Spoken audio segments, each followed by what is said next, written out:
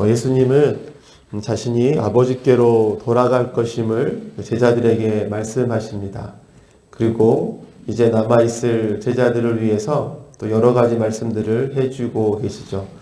특별히 요한복음 16장 바로 이전에는 제자들이 앞으로 당하게 될 일들에 대한 말씀들을 해주셨습니다. 구체적으로 어떤 말씀이었습니까? 세상이 너희를 미워하거든, 이렇게 말씀하시면서 제자들이 당할 그 어려움들에 대한 이야기들을 해주셨어요. 사람들이 또 하나님이신 예수님을 박해했는데 하물며 너희들을 박해하는 것에 대해서 당황하거나 놀라지 말라고 이렇게 말씀을 해주셨습니다. 다른 이유가 아닌 예수님을 믿는다는 그 이유 때문에 또 이러한 불합리한 일들과 또 어려움을 당할 것임을 미리 말씀해 주셨습니다. 왜 이처럼 아직 일어나지도 않은 일에 대한 말씀들을 제자들에게 해주시고 계십니까? 예수님께서 제자들을 또 걱정하셨기 때문이죠. 제자들을 사랑하셨고 또 그들을 위한 예수님의 배려였던 것입니다. 그래서 오늘은 본문의 말씀을 통해서 예수님의 배려라는 제목으로 함께 말씀을 나누도록 하겠습니다. 첫 번째로 예수님의 배려는 제자들이 넘어지지 않게 하기 위함이었습니다. 우리 1절 말씀에 이렇게 되어 있죠. 내가 너희에게 이 말을 한 것은 너희를 넘어지지 않게 하려는 것이다. 예수님은 제자들에게 앞으로 일어날 일들에 대해서 말씀을 해주셨습니다. 이렇게 하신 이유가 무엇입니까? 우리 1절의 말씀처럼 너희를 넘어지지 않게 하려는 것이다. 즉 제자들이 예수님께서 가시는 길로 말미암아서 좌절하고 또 절망하고 또 자신들이 예수님과 함께 걸어온 그런 믿음의 길을 버리고 또 예전으로 돌아가 버리는 일들이 일어나지 않기를 위함이었습니다. 자신들에게 닥치는 수많은 어려움들에 대해서 놀라지 말고 당황하지 말고 넘어지지 말고 그때를 알고 대비하라라는 의도였습니다. 2절부터 보니까 그들에게 닥칠 일들이 기록되어 있어요. 회당에서 내쫓김을 당할 것이다. 즉 유대인들과의 사회에서 완전히 고립되고 그들과의 이제 관계가 없는 존재로 살아가게 될 것임을 말하고 있죠.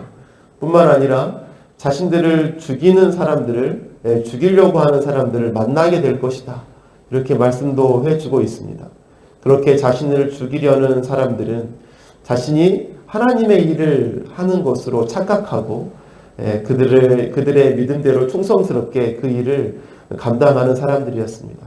마치 예전에 교회를 핍박하러 열심히 다녔던 사도 바울과 같은 그런 사람들이었죠.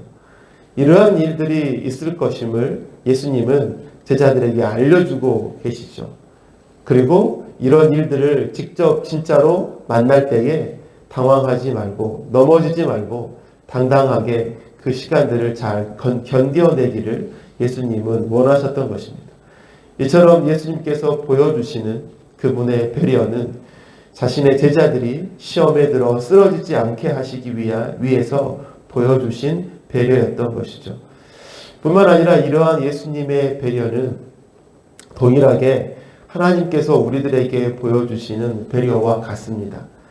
하나님은 끊임없이 말씀을 통해서 우리들에게 믿음의 삶이 무엇인지 알려주고 계시지 않습니까?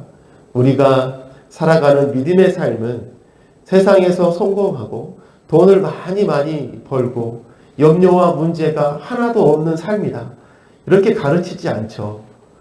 하나님을 잘 믿는 사람들은 하나님의 복을 받고 형통하게 될 것이다 라는 막연한 생각을 하는 사람들에게 오히려 그 반대로 그리스도인의 삶은 이러한 세상의 가치와 생각들에 동조하지 않고 이러한 삶들과 선을 긋는 거룩과 순결의 삶임을 끊임없이 말씀해 주고 있는 것이죠.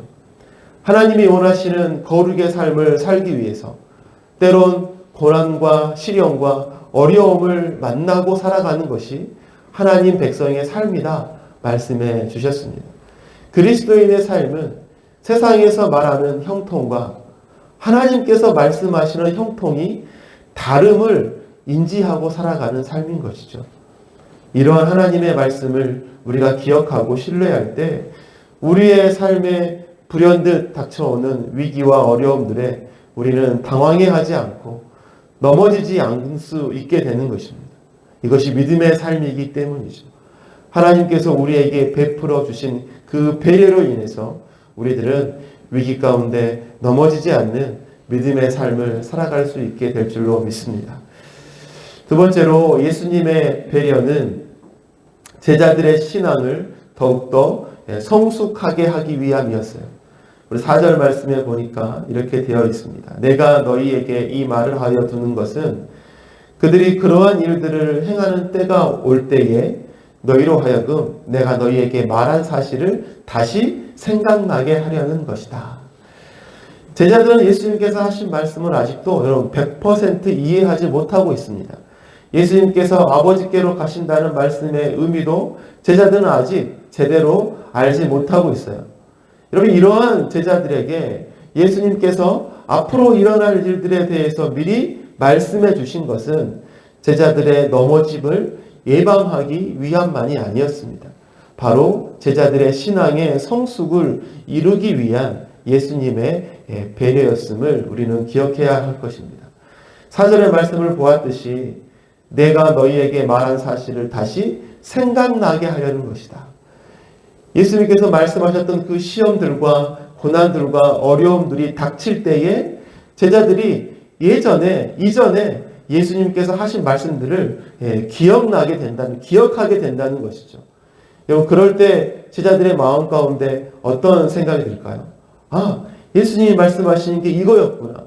예수님 말씀 진짜로 이루어졌구나. 아, 예수님이 진짜 하나님의 아들이었구나. 우리가 따랐던 그분이 진짜 메시아였구나.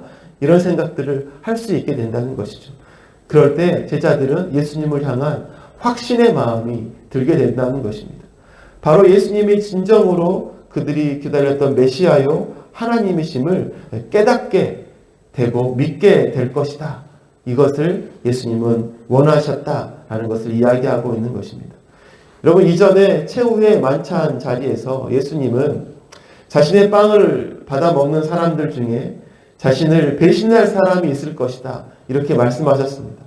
그리고 이렇게 말씀하신 이유를 분명하게 기록해 주셨어요. 요한복음 13장 19절에 보니까 이렇게 되어 있습니다. 내가 그 일이 일어나기 전에 너희에게 미리 말하는 것은 그 일이 일어날 때에 너희로 하여금 내가 본 나임을 믿게 하려는 것이다. 이처럼 오늘 본문 16장 4절의 말씀 또한 동일한 목적을 가지고 말씀하셨다라는 것이죠. 믿게 하기 위함이었던 것입니다. 예수님께서 하신 말씀이 그대로 이루어지는 것을 통해서 예수님이 바로 하나님이시며 메시아이심을 분명히 깨달아 믿도록 하기 위함이었죠. 이것이 제자들을 향한 예수님의 배려였습니다. 지금도 우리는 이러한 예수님의 배려를 받고 있죠. 하나님께서 주신 말씀대로 우리가 순종했을 때 일하시는 그 하나님의 역사, 말씀대로 일을 이루어 가시는 하나님의 일하심이 바로 우리의 신앙을 더욱더 성숙하게 만들어 준다는 것입니다. 그리고 이것이 하나님께서 우리에게 원하시는 삶의 모습인 것이죠. 여러분, 이처럼 우리를 향한 하나님의 배려하심을 잘 기억하여서 우리의 믿음의 성숙을 더욱더 이루어가는 우리가 되기를 바랍니다. 마지막으로 예수님의 배려는 바로 제자들에게 가장 좋은 것을 주시기 위함이었습니다.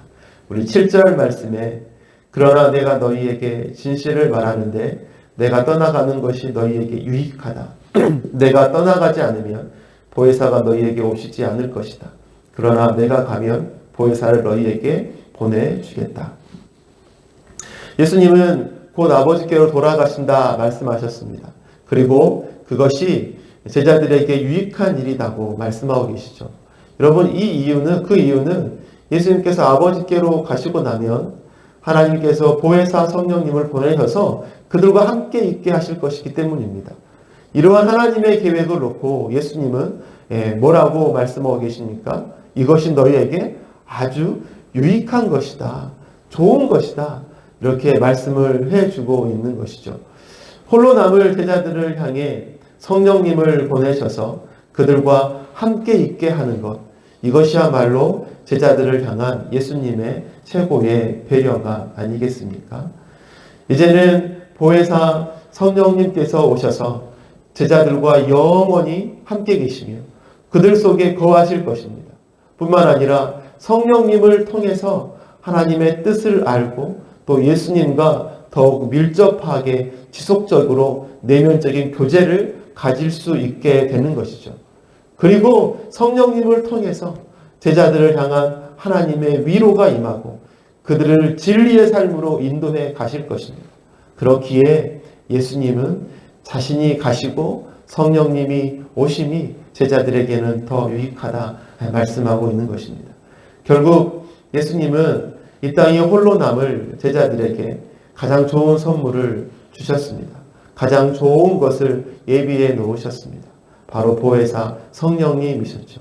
이것이 제자들에게 주신 예수님의 최고의 배려였습니다. 사랑하는 여러분, 지금도 우리는 예수님께서 베풀어 주신 그 배려의 은혜를 누리고 살아가고 있죠.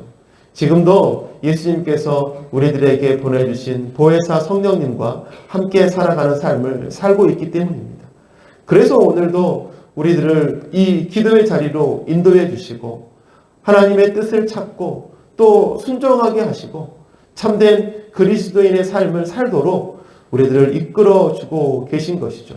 이처럼 우리가 성령님과 동행함이 우리를 향해서 베풀어 주신 예수님의 배려임을 기억하고 오늘도 예수님께서 보여주시는 그 믿음의 삶을 잘 따라 살아가는 우리가 되길 소망합니다. 말씀을 맺겠습니다. 예수님의 배려라는 제목으로 말씀을 나눴습니다. 예수님의 배려는 우리들의 넘어짐을 예방하고 더 성숙한 신앙으로 우리를 인도하기 위함이라고 했습니다. 그리고 예수님의 최고의 배려는 바로 우리에게 성령님을 보내주셨다는 것이죠. 여러분, 이 사실을 기억하고 오늘도 예수님께서 우리의 삶에 베풀어 주신 배려의 은혜들을 누리며 살아가는 우리가 되길 바랍니다. 뿐만 아니라 그 은혜에 보답하고 반응하는 우리가 되기를 간절히 소망합니다.